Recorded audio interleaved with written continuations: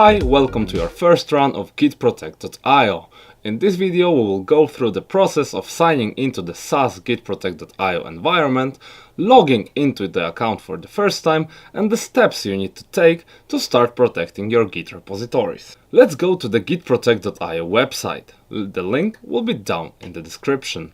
Click the sign up button on the upper right side. It will take you to the site where you can start your 30 days free trial.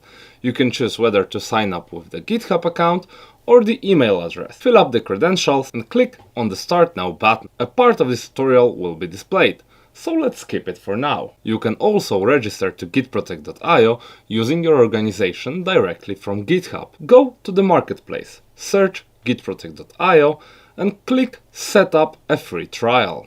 Follow the instructions and this will take you directly to the gitprotect.io console with your organization already added. But coming back to the sign up from the gitprotect.io website, after the sign up you will be redirected to your gitprotect.io console. You will be greeted with the first run creator. This view allows you to add your Git account to the system. You can choose to protect cloud-based services, GitHub or Bitbucket.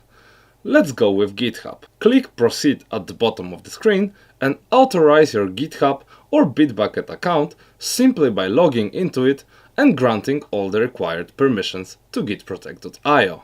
When your organization will be added, click on Protect Now. It will open a section with predefined backup plans for your organization. I will choose this one. Click Start Now and your first backup will be in motion.